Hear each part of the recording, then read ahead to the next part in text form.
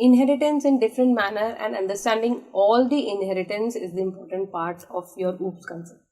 हम inheritance को बहुत different ways में समझना चाहते हैं और ये बहुत ही important concept रहेगा आपके OOPS की जब हम बात करते हैं.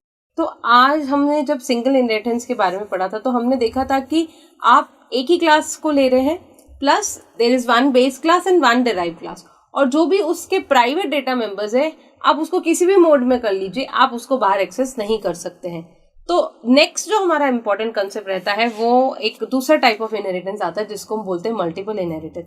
अब जब हम अगर हम मल्टीपल इनहेरिटेंस की बात करते हैं तो यहाँ पे आपकी एक डिराइव्ड क्लास होती है जो मल्टीपल क्लासेस को इनहेरिट करती है. यानी आपके पास मल्टीपल बेस क्लास होगी लेकिन डिराइव्ड क्लास आपके पास एक ही है. अगर हम इस एग्जाम्पल को यहाँ पे देखते हैं तो आपके पास दो क्लासेस है, क्लास ए और क्लास बी, और क्लास सी जो है वो दोनों को इनहेरिट कर रही है, that is class A also and class B also. तो इसका मतलब क्या होता है कि क्लास ए और क्लास बी के जितने भी प्रॉपर्टीज है, उसके मेथड्स है, उसके डेटा मेंबर्स है, वो सारे के सारे क्लास सी में होंगे.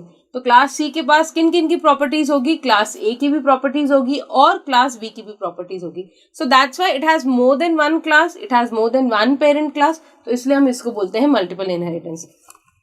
प्रैक्टिकली कैसे करेंगे, लेट्स जस्ट सी. अब यहाँ पे क्योंकि हम बोल रहे हैं कि हमारे पास मल्टीपल क्लासेस होगी तो लेट्स से हम सबसे पहले क्लास से शुरू करते हैं, एक क्लास बनाते हैं. मैं एक बहुत जनरल नेम्स नहीं लेना चाह रही हूँ क्लास के, इसलिए मैं डमी नेम्स लेती हूँ MNOP so that it's easy for us to understand also. तो सबसे पहले मैंने क्लास आपकी M ली. क्लास को बंद करना सबसे पहले बहुत इंपॉर्टेंट होता है क्योंकि अगर हम इसको नहीं करते तो हम do face a lot of problem. सबसे पहले क्लास M को मैंने डिक्लेयर कर दिया है. अब जब हम मल्टीपल इनहेरिटेंस पढ़ रहे हैं तो मैं यहाँ पे एक इम्पॉर्टेंट कंसेप्ट देखना चाहूँगी. मैं एक डेटा मेंबर ले रही हूँ प्रोटेक्टेड, ठीक है, और उसके अंदर मैं यहाँ पे एक वेरिएबल डिक्लेयर कर देती हूँ इंटीजर स्मॉल m. इसको थोड़ा सा चेंज करके कैपिटल M कर देते हैं, ठीक है. ये हो गया आपका एक प्रोटेक्टेड डेटा मेंबर.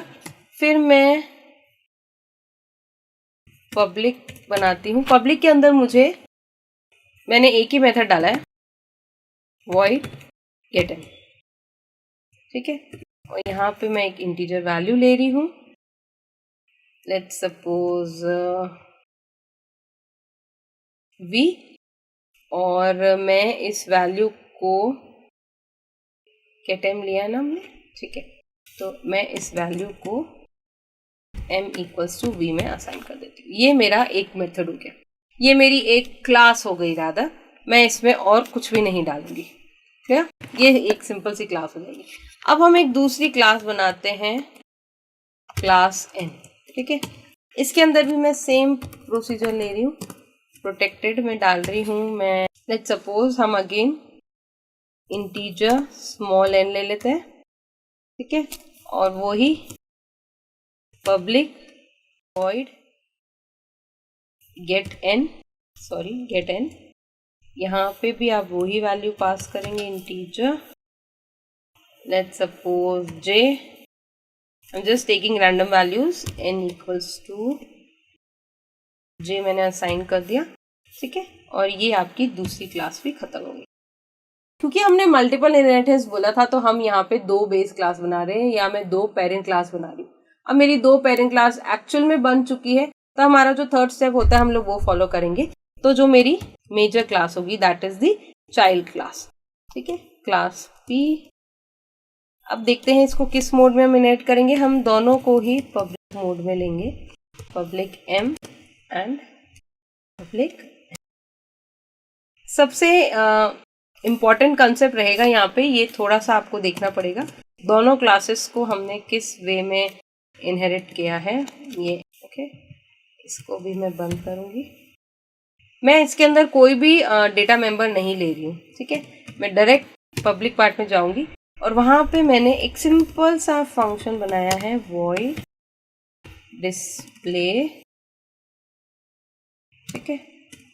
और इस डिस्प्ले फंक्शन के अंदर हम हमारे जो भी वैल्यूज है m और n की उन दोनों को यहाँ पे प्रिंट कराएंगे प्लस उन दोनों को मल्टीप्लाई कराएंगे. तो मैं सबसे पहले लिखूंगी cout, जो सिंपल मेरा रहेगा m इक्वल्स टू स्पेस क्या मैं m को यूज कर सकती हूँ? सबसे पहले तो हमको यहाँ पे ये देखना पड़ेगा, तो मैं वो ही ट्राई करूंगी। मैं लिखूंगी cout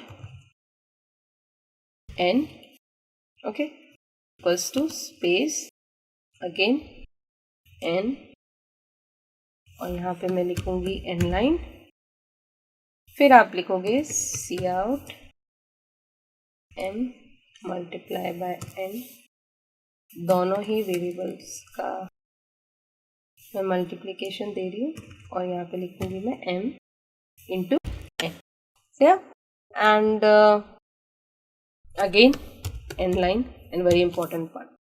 ठीक है, ये आपकी जो क्लास थी, बस कुछ नहीं किया हमने इसको यहाँ पे वाइंड अप कर दिया। अब सबसे इम्पोर्टेंट जो हमारा कंसेप्ट आता है मेन में, क्योंकि हम मेन में ऑब्जेक्ट बनाएंगे, तो मेरी जो p क्लास है उसका मैंने एक ऑब्जेक्ट बना दिया p1। ठीक है, ये ऑब्जेक्ट बन गया। p1 से हम किन किन मेथड्स को कॉल कर सकते हैं? p1 से मैं गेट m फंक्शन को कॉल कर सकती हूँ, मैंने उसको वैल्यू असाइन कर दी है 10। मैं p1 से डॉट गेट n को कॉल कर सकती हूँ, जिसकी वैल्यू असाइन कर दी है मैंने 2। ठीक है, और मैं फिर कर रही हूँ p1 डॉट डिस्प्ले, और यहाँ पे आप रिटर्न 0 करेंगे। कंट्रोल S कीजिए। Quickly will move on to our command prompt. पहले एक बार उसको रन करके देखते हैं, इज देयर एनी एरर और not? Okay, perfect. Now see, हमने अब इस प्रोग्राम को समझ लेते हैं, क्योंकि हमने बोला कि इसके पास मल्टीपल पेरेंट होंगे, तो आपने क्लास m और क्लास n बनाया। अब आपने उसके दोनों ही डेटा मेंबर्स को प्रोटेक्टेड डिक्लेयर किया, that is m and n। अब उस m और n की वैल्यू तो आप नहीं चेंज कर सकते, ठीक है ना? आप उस m और n की वैल्यू को यहाँ पे क्या असाइन कर सकते हैं क्या? पहले एक बार ये भी देख लेते हैं।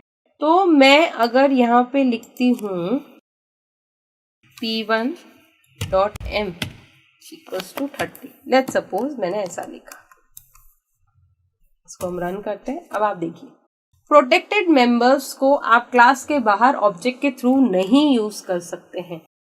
यहाँ पे हमने इसीलिए उसको प्रोटेक्टेड डिक्लेयर किया, एक एक्सप्लेनेशन पार्ट के लिए आपको समझाया है कि आप उसको क्लास के बाहर नहीं यूज कर सकते हैं, बट आप इन बिटवीन द क्लासेस, जैसे आपने m और n को यहाँ पे डायरेक्ट यूज किया, आप उसको डायरेक्टली यहाँ पे यूज भी कर पाएंगे। आपने उसको कुछ भी नहीं किया, एक सिंपल मोड में आपने उसको इनहेरिट किया। आप इसको प्रोटेक्टेड की जगह प्राइवेट भी लिखते तो भी आप इसको इसी वे में यूज कर सकते थे। लेकिन जो कंसेप्ट हम यहाँ समझना चाहते हैं कि आपने एक से ज्यादा क्लास को इनहेरिट किया है। अब ऐसा भी हो सकता है कि आपने एक क्लास को पब्लिक मोड में इनहेरिट किया है, दूसरे क्लास को आप प्राइवेट मोड में करना चाहते हैं, परफेक्टली फाइन। आगे पीछे करना चाहते हैं वो भी आप कर सकते हैं, यानी आप पब्लिक n पहले लिख सकते हैं, पब्लिक m बाद में लिख सकते हैं। But there is an importance of this particular thing कि अगर आप पब्लिक m पहले लिखते हैं और पब्लिक n बाद में लिखते हैं तो उसका आपके प्रोग्राम में काफी एक डिफरेंट इम्पैक्ट आता है। वो क्या होता है और उस पर्टिकुलर प्रोग्राम को हम कैसे समझेंगे, वो हमारा बेसिकली नेक्स्ट स्टेप होगा। मतलब यह आपका बहुत ही डिफरेंट एस्पेक्ट में आपको समझा दिया जाएगा। एक वर्चुअल क्लास और बेस क्लास यूज होती है, वहां पे ये कंसेप्ट कंस्ट्रक्टर्स यूज होते हैं, वहां पे ये चीज आपको ध्यान में आएगी कि जब हम मल्टीपल क्लासेस को इनहेरिट करते हैं तो क्या होता है। But then again a secondary part to be explain. But अभी के लिए टाइम बिंग अगर आप दोनों को इंटरचेंज करना चाहते हैं आप कर सकते हैं, there is no problem at all. Similarly, और दोनों का इनहेरिटेंस मोड डिफरेंट हो सकता है। ऐसा हो सकता है कि आप एक क्लास को पब्लिक में करना चाहते हैं, दूसरी क्लास को प्राइवेट में करना चाहते हैं, perfectly fine, there would be no as such कोई ऐसा बाउंडेशन नहीं है कि आपको जितनी भी क्लासेस को आप मल्टीपल इनहेरिटेंस में आप यूज करें तो सारी क्लासेस एक ही मोड में इनहेरिट होगी, नहीं होगी।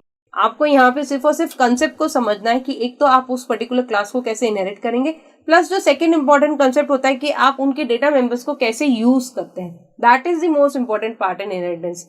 कैसे यूज करना है, कितनों को कैसे मोड में इनहेरिट करना है, again the secondary part, but how to use them in different modes, that is most important. So multiple inheritance का एक बहुत छोटा सा एग्जांपल हमने देखा, जिसमें एक क्लास दो पर्टिकुलर क्लास को इनहेरिट कर रही थी, दो पेरेंट क्लास था और एक डिराइव क्लास था। यहाँ पे अगेन प्रोटेक्टेड डेटा मेंबर्स को भी आप क्लास के बाहर ऑब्जेक्ट के थ्रू कॉल नहीं कर सकते, but inside the methods with the help of methods आप इन बिटवीन मेथड्स के थ्रू कॉल कर सकते हैं। बट अगेन क्या मैं यहाँ पे देखो, आपने इजीली उन फंक्शंस को यहाँ पे कॉल किया है p1 डॉट गेट m और गेट n। क्यों? क्योंकि दोनों ही आपके पब्लिक मोड में थे। तो आप जो हमारी p क्लास थी उसके पब्लिक मोड में कितने फंक्शंस आ गए, एक गेट एम आ गया, एक गेट एन आ गया और एक उसका खुद का डिस्प्ले मेथड आ गया. So this is something which is called as your multiple inheritance. See you in the next lecture with another interesting type of inheritance. Till then, please keep learning and thank you everybody.